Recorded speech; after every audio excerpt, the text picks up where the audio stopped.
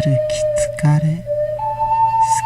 かり希望を失い、ここで死ぬのだと若者は覚悟した。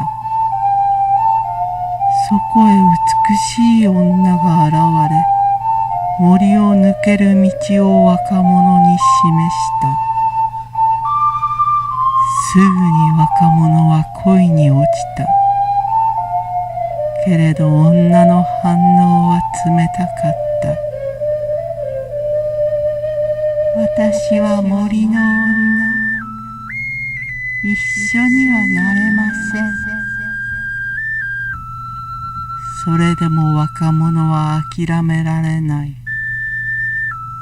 一緒になれぬなら、ここで僕は死ぬ。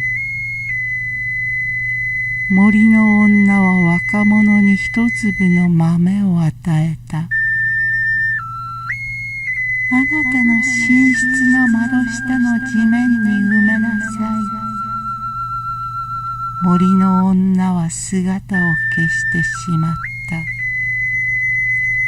た。若者は森を抜け、家に帰ると早速庭に豆を埋めた。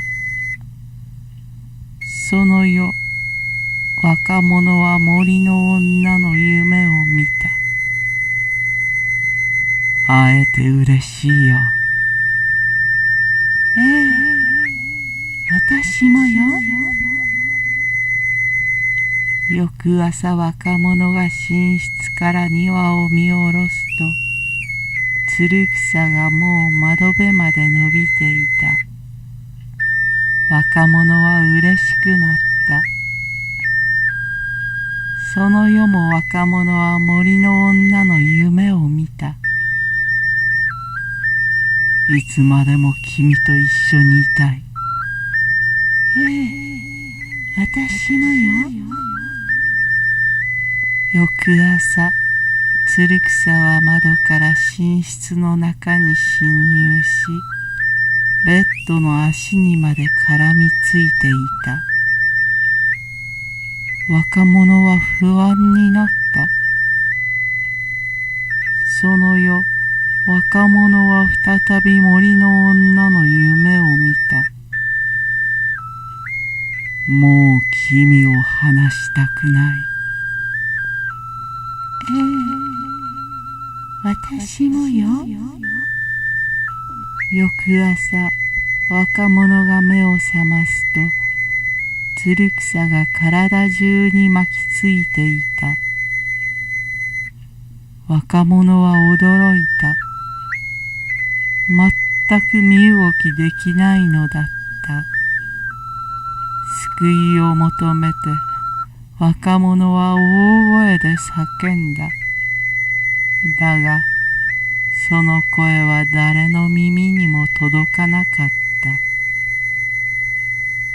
た。若者には家族がなく、近所には人家もないのだった。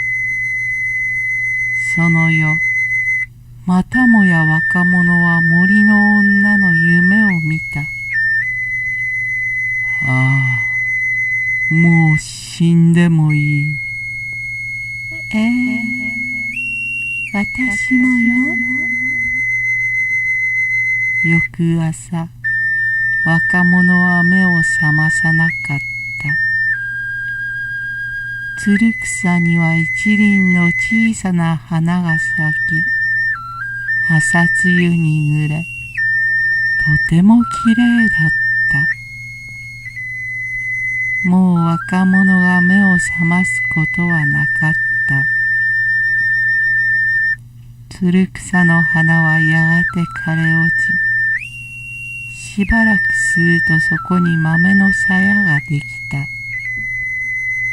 その豆の鞘はみるみる大きくなるのだった。ある朝、若者の寝室から産声が上がった。あの豆の鞘が大きくなって割れ、赤ん坊が生まれたのだ。鞘の割れ目から覗く赤ん坊の顔はあの若者の顔にどことなく似ていた。赤ん坊は大きな声で泣き続けた。その泣き声は信じられぬほど力強く、はるか遠くあの森